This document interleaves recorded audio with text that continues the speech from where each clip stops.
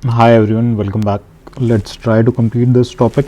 बैंगलोर में जो IT hub है, तो what are the concerns, issues related to that and what are the solutions for that, and context base भी देख लेते हैं कि why the IT hub developed in Bangalore, और वही प्रॉब्लम क्वेश्चंस क्या हो सकते हैं कि अच्छा क्या दिक्कतें हैं, कैसे सॉल्व करेंगे, बाकी जगह पे आईटी हब्स कैसे बनाएंगे। ये जो ब्रॉड पर्सपेक्टिव से जो क्वेश्चन आता है, तो चलो तैयार करते हैं इनको। ये कंटेंट हमने बनाया था पिछले साल इंटरव्यू के पहले, तो I think this going to be more than sufficient. एक बार देख लेते हैं क्या है, फिर देखते हैं फाइनल पॉइंट्स में क्या बनाना है। Factors that led to the rise of Bangalore is the IT hub. पहली चीज़ है कि गवर्नमेंट पॉलिसीज़, ठीक है। गवर्नमेंट पॉलिसीज़ में क्या हो गया कि टैक्स इंसेंटिव्स हो गया, आपकी लैंड एटसेट्रा हो गया। बट गवर्नमेंट पॉलिसीज़ में we also need to be specific in this, कि जैसे फॉर एग्ज़ाम्पल आपने यहाँ पे स्टार्टअप्स जो है, स्टार्टअप्स के लिए क्या बना दिया आपने, हब्स बना दिया। दिस इज़ इम्पॉर्टेंट है कि नहीं, तो ये इंसेंटिव है। इसके अलावा there is a network effect कि Bangalore has already establish its credibility in terms of IT field. There have been companies such as TCS, Infosys, Wipro, etc. operating from here. So this gives a kind of advantage for other companies also to start from here, because this gives a head start. ये हो गया। इसके अलावा education हमें पता ही है कि technical resource are available here, because अच्छे कॉलेजेस हैं यहाँ पे, इंग्लिश स्पीकिंग जनता आपको मिल जाती है। हिस्ट्री ये नेटवर्क इफेक्ट के अंदर ही आ गया, इन कंपनीज़ की हिस्ट्री आ गई, जैसे विप्रो हो गया, इन्फोसिस हो गया, ये सब हो गया। तो इनके मतलब थोड़ा सा ब्रीफली अपने को बताना पड़ेगा क्या इन्फोसिस वगैरह कब शुरू हुई थी, देखते हैं अगर आगे होता तो। Bangalore airport and connectivity, this most important, this is also important. क्योंकि क्या होता है जब आप सोच रहे हो ना, तो सारे ही डायरेक्शन में आपको सोचना है, ये इंपॉर्टेंट है। बैंगलोर में ही क्यों, बैंगलोर में क्योंकि कनेक्टिविटी भी अच्छी है, वहाँ के एयरपोर्ट है। तो अपना एक क्लाइमेट का पॉइंट है, ये शायद छूट गया कि बैंगलोर का जो क्लाइमेट है ना, वो बहुत कंडेंसिव है। तो बाहर के जो फॉरेनर्स आते हैं ना, उनको यहाँ पे काम करने में मज़ा आता है कि बहुत ज़्यादा गर्मी नहीं है यहाँ पे। It remains cool through out the year, मतलब टेम्परेचर आपका मॉडरेट ही रहता है। गर्मी में भी आपका टेम्परेचर मैक्सिमम 25-26 चला जाएगा। तो इसके मेजर रीजंस क्या है, एक तो बैंगलोर हाइट पे है, इट इज़ एट अराउंड 700 और 800 meters from the mean sea level. तो इसकी वजह से क्या होता है, the wind keeps on flowing. तो विंड अगर आपकी फ्लो होती रहेगी तो टेम्परेचर आपका कभी बढ़ेगा नहीं वहाँ पे, एंड प्रेसिपिटेशन भी वहाँ पे होता ही रहता है क्योंकि ऊपर है। फोकस ऑन R&D, अब ये वाले इंस्टीट्यूशंस भी हैं यहाँ पे। It is not just about the private institution, but there are also research and development institutions of both the government also and of the private also. जैसे आपको HAL मिल जाएगा वहाँ पे, HAL के अलावा आपको DRDO मिल जाएगा, आपको ISRO मिल जाएगा, ये सारे गवर्नमेंट के हो गए। इसके अलावा आपको गूगल की लैब्स मिल जाएंगी, माइक्रोसॉफ्ट की मिल जाएंगी, रीसेंट फ्लिपकार्ट वगैरह जो भी आ रहा है, अमेजोन आ रहे हैं, तो इनके R&D इंस्टीट्यूशन सब कुछ आपको यहाँ पे मिल जाएंगे। हिस्टोरिकल टर्म्स में कैंपागोड़ा जी कौन थे, इनके बारे में थोड़ा बहुत देखना पड़ेगा अपने को, आगे देखते हैं। और फिर यहाँ पे क्या है, also in terms of infrastructure इस तरीके से डेवलप कर दिया गया ना, जैसे हमने स्टार्टअप हब्स देख लिया। स्टार्टअप हब्स के अलावा क्या हो गया कि IT हब्स बने हुए हैं पूरे के पूरा। तो IT हब्स बने हुए हैं, जैसे पूरा का पूरा एरिया हो गया आपके, इलेक्ट्रॉनिक सिटी हो गया, वाइट फील्ड हो गया, ये पूरा का पूरा। फिर आपका और कौन सा हो गया, जैसे बोमा सांद्रा वाला एरिया हो गया। तो फॉर एग्जांपल ये सारा एरिया तो आपका IT वाला ही है, ठीक है। अब इनकी वजह से क्या होता है, प्रॉब्लम्स क्या होती है मेजरली, प्रॉब्लम्स मल्टीपल प्रॉब्लम्स है आपकी। एक तो ट्रैफिक है, ट्रैफिक तो it is a well known problem. इसके अलावा the city is becoming very expensive in terms of affordability of, जैसे अगर आपको घर लेना है, ख़रीदना है, if you want to buy house or even if you want to rent a house, ये दो चीज़ें होगी। इसके अलावा even in terms of the basic commodities, since people who are working here are working in the IT sector, तो उनकी जो per capita income है वो ज़्यादा है as compare to other regions, ऐसे कंसिडर कर सकते हैं। तो इसलिए जोमेटो, स्विगी, ये सब वाला कल्चर बहुत ज़्यादा चल रहा है यहाँ पे। और ये प्रॉब्लम्स और क्या, एंटी आउटसाइड सेंटिमेंट वाला टू अ सर्टेन एक्सटेंट हम बोल सकते हैं, बट ये पॉइंट एक्सप्लिसिटली मेंशन करना ज़रूरी नहीं है। अगर आता है तो हम बता सकते हैं कि फॉर एग्जांपल जैसे जो रीसेंट लेजिस्लेशन जो पास किया गया है इन टर्म्स ऑफ होर्डिंग्स, कि होर्डिंग्स जो बैनर्स होते हैं, बैनर्स में 60% जो होगा आपका, 60% of the banner should be in Kannada. and then 40% of the banner can be in any other language, and this has been passed by the legislature also. तो ये हो गया. इसके अलावा फिर ये भी हुआ था कि फॉर एग्जांपल मेट्रो स्टेशन है, मेट्रो स्टेशन पे जो बोर्ड्स वगैरह, बिल बोर्ड्स वगैरह जो लगे हुए थे इन विच मतलब डायरेक्शंस वगैरह, स्टेशन के नाम ये सब जहाँ हिंदी में लिखे गए थे तो उनको मिटा दिया गया था, और उनको मिटा के now the names are only in English and Kannada. तो ये भी कुछ देखा है, तो ये कुछ इश्यूज़ होता है. इसके अलावा और क्या इश्यूज़ हो रहे हैं फिर? इश्यूज़ तो आप कुछ भी मतलब बहुत सारे बता सकता हूँ यार. जैसे इसके अलावा फिर क्या हो रहा है आपका कि आपका जो इन्वायरमेंट है ना, एक तो इन्वायरमेंट का डिग्रेडेशन हो रहा है, मोटा मोटा इशू. ठीक है. इसके अलावा आपका यूथ बहुत ज़्यादा है इस एरिया में, तो सिक्योरिटी का इशू हो जाता है. एक ये हो गया. इसके अलावा अगर डिबेट अगर इस चीज़ पे ले जानी है तो जैसे लिव इन रिलेशनशिप, इन सब का कल्चर बढ़ गया है वहाँ पे. क्योंकि अगर जैसे लिव इन रिलेशनशिप वगैरह बोल दिया तो फिर भाई फिर सीधे सीधे यूसीसी वगैरह पे आ जाएगा और वो पूछ लेंगे कि आपकी क्या ओपिनियन है. अच्छा, आपने लिव इन रिलेशनशिप बोला है तो what do you think about this?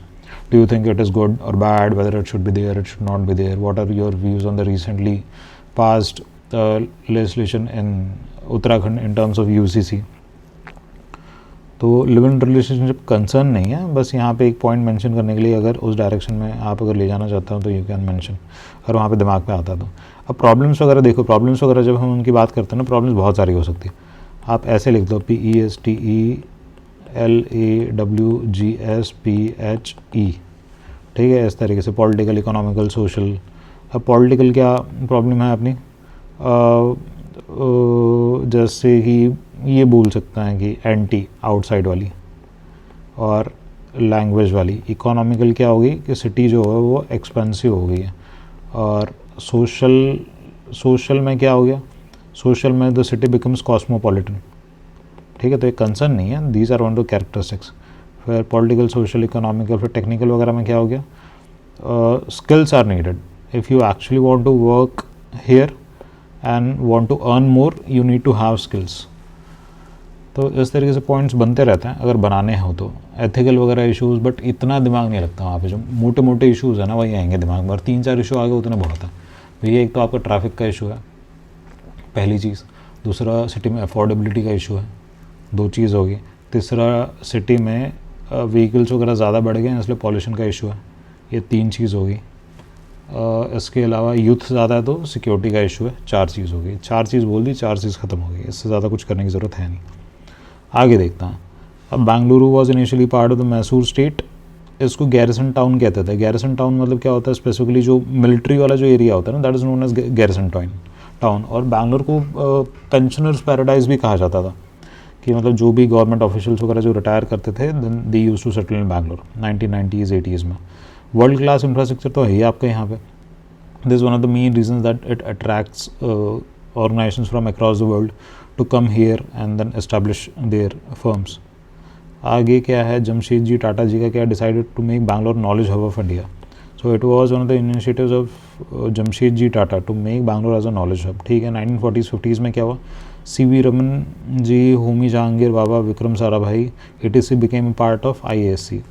कि मतलब ऐसा तो क्या हो रहा है भैया बैंगलोर में कि इतना नॉलेज हब बन रहा है. तो इसमें ये बता सकता है कि सर देखो ऐसा है कि पहली चीज़ तो यहाँ पे इंस्टीट्यूशंस की ऐसा है. फॉर एग्जांपल आपका IASC यहाँ पे है पहली चीज़. अब आप IASC देखते हो तो IASC में जैसे होमी जहांगीर भाभा आपके C.V. रमन हो गया. इसके अलावा तीसरा नाम क्या है आपके, विक्रम साराभाई हो गया. तो यहाँ के अलुमनाई हैं, ये यहाँ पे पढ़ते थे. इसके अलावा आपके इंस्टीट्यूशंस ही ऐसे हैं यहाँ पे. आपका ISRO बन गया, आपका DRDO बन गया, आपका HAL बन गया, ये सारे आपके यहीं बन गए. इसके साथ आपके फिर प्राइवेट वाले इंस्टीट्यूशंस आ गए, तो इसलिए ये नॉलेज है. और इसके अलावा ISC वगैरह हो गया, तो IIM वगैरह भी मैं बता सकता हूँ कि सर जैसा IIM जैसे अच्छे कॉलेजेस भी यहाँ पे. और इसके अलावा रमैया करके है, मतलब यहाँ का जो लोकल इंस्टीट्यूशन है वो. एयरक्राफ्ट मैन्युफैक्चरिंग फैसिलिटी आपकी HAL में है. ठीक है.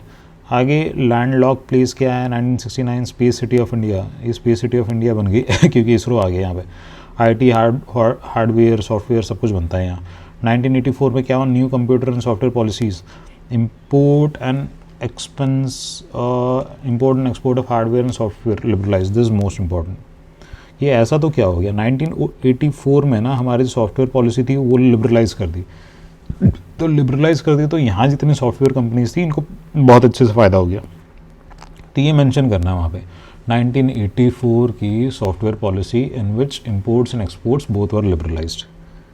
ठीक है, आगे विप्रो, इन्फोसिस, इन सब के ऑफिस खुल गए। ठीक है, टैलेंट पूल बहुत ज़्यादा है, लो ऑपरेशनल कॉस्ट है यहाँ पे। लो ऑपरेशनल कॉस्ट क्यों है? As compare to other nations आप देखोगे तो इंडिया में operational cost has always been low. US, UK वगैरह वहाँ पे अगर कंपनीज़ को खोलना, आयरलैंड वगैरह, तो वहाँ पे ज़्यादा पैसा देना पड़ता। 1985 में फिर Texas instrument, it was the first MNC.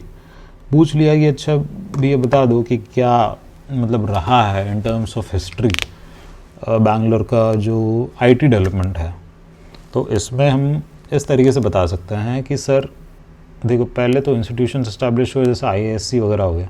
आईएएससी वगैरह के एलुमनाई थे वो बहुत स्ट्रॉन्ग थे, जैसे सीवी रमन हो गया, होमी जहांगीर बाबा हो गया, और इसके अलावा विक्रम साराभाई हो गया। इसके बाद इसरो इस्टेब्लिश हो गया, डीआरडीओ इस्टेब्लिश हो गया, एचएएल इस्टेब्लिश हो गया, ये हो गया। 1984 में सॉफ्टवेयर लिबरलाइजेशन पॉलिसी आई जिसकी वजह से इंपोर्ट्स और एक्सपोर्ट्स को लिबरलाइज कर दिया गया। इसकी वजह से company such as Wipro, Infosys, इन सबको फ़ायदा हुआ, ये हुआ। इसका 1985 में Texas Instruments for the first international firm that came in Bangalore and establish its centre. ठीक है, आगे 2010 से 2020 के बीच में क्या, 35% of global in house centres they have been establish in Bangalore. This is मतलब ये बहुत बड़ी चीज़ होती है कि बैंगलोर 35% पूरे के पूरे, ये अपना अमेज़ॉन, गूगल, फेसबुक वगैरह जो भी है सबके ग्लोबल सेंटर्स यहाँ पे आके इस्टेब्लिश हुआ। आगे टैलेंट है, यूनिकॉर्न एस्पायरेशंस है। यहाँ पे अब क्या हो रहा है, इंडियन जो स्टार्टअप्स है ना वो बहुत बढ़ रही है। जैसे हमने देखा था कि इंडिया की कितनी हो गई, 100 यूनिकॉर्न्स हो गई थी पिछले साल तक देखा था। तो अब तो बहुत सारी यूनिकॉर्न्स बैक ट्रैक भी कर रही है क्योंकि बैजू वगैरह वो सब आ गई थी। यूनिकॉर्न्स हो गई थी, डेकाकॉन हो गई थी, अपनी बैजू डेकाकॉन हो गई थी, अनअकैडमी भी शायद हो गई थी एडटेक वाली, ये कोविड के टाइम पे बहुत चली थी। फिर आपका कर्नाटका स्टार्टअप पॉलिसी है जिसमें 20,000 करीब स्टार्टअप्स हैं, इनको इंसेंटिवाइज़ किया गया। कर्नाटका स्टार्टअप पॉलिसी ये इंपॉर्टेंट हो जाता है। अच्छा, आप क्या इंसेंटिव दे रहे हो? कर्नाटका की खुद की एक स्टार्टअप पॉलिसी है, इसके अंदर फिर अंदर मतलब बना सकते हैं पॉइंट्स। टैक्स के इंसेंटिव हो गया, लैंड के हो गए, ये 2 चीज़ें हो गई, बिजली की दे देता है, ये 3 चीज़ें हो गई, इंटरनेट कनेक्शन मिल जाता है, ये 4 चीज़ हो गई, है कि नहीं।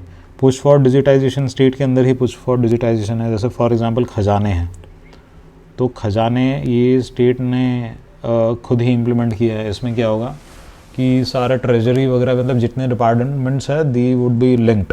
तो पैसा अगर किसी डिपार्टमेंट को देना है कर्नाटका में तो ये खजाने के थ्रू चला जाता है। आगे मोर वीसी मनी पाउंडिंग इन बैंगलोर, पैसा आ ही रहा है। पैसा कहाँ से आ रहा है? प्राइवेट पैसा बहुत आ रहा है। इकोसिस्टम पूरा का पूरा डेवलप हो गया, दिस मोर इम्पॉर्टेंट, पूरा का पूरा इकोसिस्टम ही डेवलप हो चुका है बैंगलोर में। आगे 4G 5G जियो रिवॉल्यूशन सारी चीज़ें हाँ चली रही है। ईज़ ऑफ डूइंग बिजनेस है, लैंड मिल रहा है, रेंट मॉडल है, SEZ भी स्पेशल इकोनॉमिक जोन है ना बैंगलोर में। और ये स्पेशल मतलब ये फिर वो वाला है शायद SCIZ वाला, सॉफ्टवेयर एक्सपोर्ट वाला जो जोन होता है ना, एक MEIS होता था, SEIS होता था, accelerator and incubator programme.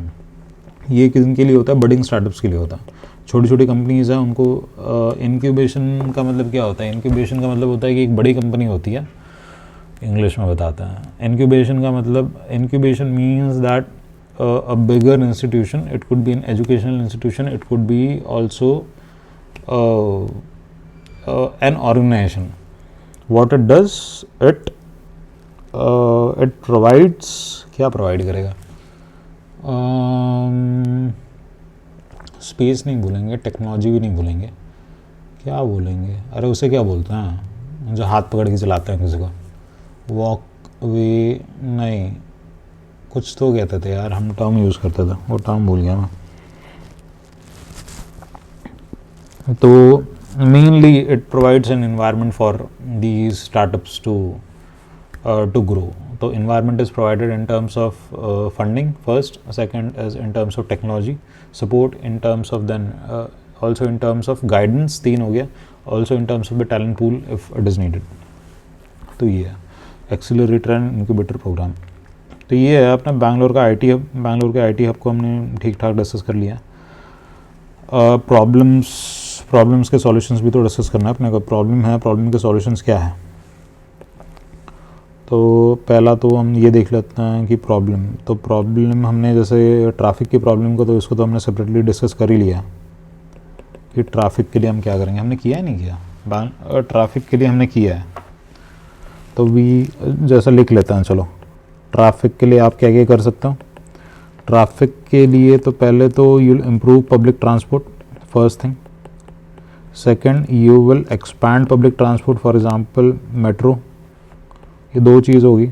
Third is automate the traffic signals, 3। चौथा, creation of roads, for example outer ring road to decongest the traffic within the city. Fifth, to regulate vehicles, for example heavy vehicles should not be allowed in the city in the peak hours, है कि नहीं। ये हो गया, ये बता दिया हमने। अब इसके अलावा और क्या करेंगे, coordination between different agencies, this is important कि ऐसा नहीं हो कि दिन में ही गड्ढा खुद रहा। तो जैसे वाटर की एजेंसी होगी, इलेक्ट्रिसिटी होगी, BBMP होगी, इन सब के बीच में क्या होना चाहिए, कोऑर्डिनेशन वगैरह होना चाहिए। कोऑर्डिनेशन आप इंश्योर करोगे। इसके अलावा you will use technology to analyse the traffic and also regulate the traffic. उसके अलावा you also need to empower the traffic personnels who are there so that they are able to first is handle the traffic and they are also able to check the violators, this is important, है कि नहीं। तो ये कुछ चीज़ें हैं। इसके अलावा और क्या कर सकते हैं भैया हम ट्रैफिक को इम्प्रूव करने के लिए, मतलब ट्रैफिक ना हो। Parking spaces more important, parking space बनाने की ज़रूरत है। इसके अलावा also in terms of taxation and all, जैसे बैंगलोर के अंदर तो road tax that is already high and it is important to incentivize people to use public transport, that's more important. And also the culture of cycling can be promoted here, specifically in the IT area, jahan pe for example let's suppose that people have to travel less distance, let's say 4 kilometers 5 kilometers, then their cycling can be done, क्योंकि ये जो है atmosphere भी है ये भी conducive है बैंगलोर के अंदर। तो ये हमने बता दिया। फिर जैसे ट्रैफिक एक प्रॉब्लम होगी, अब ट्रैफिक के अलावा और क्या प्रॉब्लम हो सकती है, ये प्रॉब्लम लिख लेते हैं, सॉल्यूशन लेते हैं, ठीक है। अब rising cost of living, first is cost of living आपकी बढ़ रही है, तो इसका क्या सॉल्यूशन हो सकता है। कॉस्ट ऑफ लिविंग अगर आपकी बढ़ रही है तो कॉस्ट ऑफ लिविंग आपकी डिपेंड किस चीज़ पे करती है, पहली तो ये डिमांड सप्लाई पे करेगी, पहली चीज़। Second, when it specifically comes to rent has to be regulated by the government. Government should ensure that there is a policy, T&D की पॉलिसी होती है, मतलब रेंट पॉलिसी कह लो उसे, there should be a policy so that the owners should not exploit the tenants, पहली चीज़, and also tenants should not be able to exploit the owners. ये दोनों चीज़ें, मतलब दोनों के लिए सेफ गार्ड होने की ज़रूरत है। जैसे फॉर एग्जांपल मेजर इशू जो ये फीस किया जाता है वो है कि 10 मंथ एडवांस देना पड़ता है। तो 10 मंथ एडवांस देना मतलब ऐसा कोई ऑफिशियल रूल तो है नहीं, बट वो एग्रीमेंट में लिखा लेते हैं और उतने पैसा ले लेते हैं, ठीक है। तो ये बहुत लोगों के लिए ये इतना पैसा देना इट इज़ क्वाइट मुश्किल। कॉस्ट ऑफ लिविंग को अगर आपको कम करना है ना तो you will need to decongest the city. आप जो डेवलपमेंट है ना, डेवलपमेंट अब कहाँ पे होना चाहिए, फिर अब बैंगलोर के बाहर डेवलपमेंट करना पड़ेगा। क्या कह सकते हैं इनको, कौन से टाउन्स कहते हैं यार इनको, सैटेलाइट टाउन्स। तो satellite towns can be develop. For example जैसे बैंगलोर मैसूर एक्सप्रेस वे है, तो उस एक्सप्रेस वे के साइड में जितना भी लैंड है, बैंगलोर से मैसूर जाने में भी सिर्फ 1 ही घंटा लगता है। तो इस एक्सप्रेस वे के अराउंड जितना भी लैंड है वहाँ पे this private IT companies they can be incentivise to open their offices there, and even the housing वाली जितनी भी कंपनीज है, even they can be incentivise to establish their societies, buildings there. तो इससे क्या होगा, वहाँ पे कॉस्ट ऑफ लिविंग ना कम होगा, रेंट भी कम होगा, और जैसे मेट्रो की कनेक्टिविटी होगी, रोड की तो है ही अच्छी खासी, तो लोग अच्छे से ट्रैवल भी कर पाएंगे। तो कॉस्ट ऑफ लिविंग के लिए ये हो गया। अब कॉस्ट ऑफ लिविंग के और क्या क्या फैक्टर्स हो सकते हैं, पॉलिटिकल इकोनॉमिकल, अगर इन तरीक़ों से हम सोचे तो ये तो प्रैग्मेटिक फैक्टर्स ही है हमारे दिमाग में। कॉस्ट ऑफ लिविंग और किन चीज़ों पर डिपेंड करता है भैया, खाने पर डिपेंड करेगा, इन्फ्लेशन पे, और कॉस्ट ऑफ लिविंग इस पर भी डिपेंड करता है, जैसे उबर, ओला, ये सब की जो प्राइसेस है ये भी ज़्यादा, तो इनकी जो सर्ज प्राइसिंग है इनको रेगुलेट करने की ज़रूरत है, कम करने की ज़रूरत है, क्योंकि जो पीक आवर्स में तो भाई ये 2x 3x पता नहीं कितना 4x भी मार लेता है पैसा। तो apart from this cost of living को और किस तरीके से कम किया जा सकता है? कॉस्ट ऑफ लिविंग को एक तो मतलब आप इसी के लिए एक थिंक टैंक बना दो, थिंक टैंक R&D के लिए, कि स्टार्टअप को इंसेंटिवाइज कर दो कि कैसे सारी चीज़ों को ऑप्टिमाइज़ किया जा सके कि कॉस्ट ऑफ लिविंग आपका कम हो जाए, है कि नहीं। और कुछ प्रॉब्लम्स है IT की वजह से। इन टर्म्स ऑफ ओवरऑल अगर आप कर्नाटका देखो तो Karnataka is heavily dependent on the revenue that is coming from Bangalore. तो ये तो सही बात है, ये तो फिर बहुत सारे स्टेट्स में ऐसा प्रॉब्लम है। जैसे अगर महाराष्ट्र भी देख लो तो it is heavily dependent on the revenue that is coming from the Mumbai region and the Pune region. ये इशू इतना यहाँ पे नहीं आता जैसे गुजरात में नहीं आता, कि गुजरात में क्या है, द डेवलपमेंट इज़ मतलब it is wide spread, there are multiple nodes of development across the state. आपका अहमदाबाद हो गया, राजकोट हो गया, भावनगर हो गया, फिर सूरत रीजन हो गया, वडोदरा वाला रीजन हो गया, तो हर जगह डेवलपमेंट हो ही रहा है आपका मोर और लेस। और बीच में फिर ये सब भी ले लो, जैसे कि कलोल हो गया जो अहमदाबाद के पास है, फिर गांधीनगर आपका कैपिटल हो गया। इसके अलावा भरूच वाला जो रीजन है, भरूच भी डेवलप हो रहा है, अंकलेश्वर भी डेवलप हो रहा है, वहाँ पे भी मतलब खुद की उनकी वो है, PSUs है, फिर तेल निकलता है, तो ऐसे। तो और कोई सॉल्यूशन मतलब और कोई प्रॉब्लम्स मुझे दिख तो नहीं रही है सच, बट ठीक है, अगर इस पर कोई क्वेश्चन आता है तो आई थिंक मोर और less we have the content now, है कि नहीं। तो गवर्नमेंट पॉलिसीज़ में क्या है, एक तो स्टार्टअप पॉलिसी है 2015 की, फिर अपना सॉफ्टवेयर लिबरलाइजेशन पॉलिसी है 1984 की, नेटवर्क इफेक्ट है, एजुकेशन, हिस्ट्री, बैंगलोर एयरपोर्ट की कनेक्टिविटी, क्लाइमेट, R&D, इंस्टीट्यूशंस ठीक है, हिस्ट्री है, कैंप पैगोडा देख लेंगे एक बार। प्रॉब्लम्स क्या है, प्रॉब्लम्स ट्रैफिक हो गया, एक्सपेंसिव हो गया, एंटी आउटसाइड वो लैंग्वेज, वो सब जो भी चल रहा है। वाटर का क्राइसिस है बैंगलोर में, ये भी है, वाटर का क्राइसिस है क्योंकि सिटी के पास पानी नहीं है। इसके अलावा और क्या है, और अपना जो ये है ना, जितने भी अपने कौन से लैंड कहते हैं उनको, वेस्टलैंड नहीं कहते, वेटलैंड्स कहते हैं ना उनको। वेटलैंड्स के डिग्रेडेशन का भी एक मेजर इशू है कि मतलब जो लेक्स हैं बैंगलोर में, they are getting disappeared, lakes disappear हो रहा है। क्या रीज़न है, एनक्रोचमेंट मेजर रीज़न है, एनक्रोचमेंट हो रहा है। सॉल्यूशन क्या हो सकता है, पहली चीज़ एनक्रोचमेंट को रोकना है। एनक्रोचमेंट को आप कैसे रोकोगे, जो भी एनक्रोचर्स है, पहले तो सरकार की जो पॉलिसी है in terms of preservation of wetlands, that needs to be implemented, सबसे पहली चीज़। Second, all the encroachments needs to be checked and fines need to be impose, दो चीज़। तीसरा, डेटा होना चाहिए in terms of the wetlands that we have across the city and what is being done for the maintenance of those wetlands, how the funds are coming for them and how the funds are getting utilized for their maintenance, whether the policies that are already existing are they effective in their preservation, और कोई भी officials वगैरह अगर इसमें involve है जिसमें जो अपने वेटलैंड्स वगैरह हैं उनका इंक्रोचमेंट वगैरह हो रहा है, तो उन पर भी एक्शन लेने की ज़रूरत है। तो वेटलैंड का भी एक मेजर इशू हुआ। इसके अलावा और कुछ इशू है क्या बैंगलोर का? नहीं है भाई, ऐसा कुछ नहीं है, फिर चल जाएगा। आगे देखते हैं क्या है फिर। मैसूर, जमशेदजी टाटा बैंगलोर नॉलेज हब बनाने के बाद 1940-50, CV रमन, होमी भाभा, विक्रम साराभाई, IISc ठीक है। एयरक्राफ्ट की आपकी मैन्युफैक्चरिंग फैसिलिटी है HAL में, लैंडलॉक ठीक है। 1969 में स्पेस सिटी बन गई थी। 1984 में आपकी new computer and software policy I, liberalise कर दिया विप्रो इन्फोसिस, सबको फ़ायदा हुआ। टैलेंट पूल है। 1985 में टेक्सास इंस्ट्रूमेंट्स आया, पहला कंपनी था बाहर का। 2010 से 2020 के बीच में 35% ग्लोबल इन हाउस सेंटर अपने बैंगलोर में बने। इसके अलावा कर्नाटका की स्टार्टअप पॉलिसी है आपकी, 20,000 स्टार्टअप्स करीबन हो गई है। यूनिकॉर्न के एस्पायरेशन से जो भी स्टार्टअप्स वगैरह आ रही है, उड़ान वगैरह, ये भी फिर यूनिकॉर्न बन रही है। पुश डिजिटाइजेशन की तरफ है। VC प्राइवेट फंडिंग बहुत आ रही है, ये बताना है। इकोसिस्टम बन गया, नेटवर्क इफेक्ट है, वो सब ठीक है। Ease of doing business, accelerator and incubator programme, ये सब चल रहा है। तो ठीक है, I think this more less मतलब इनफ, इतना कंटेंट इज़ इनफ। एंड करते हैं उसको।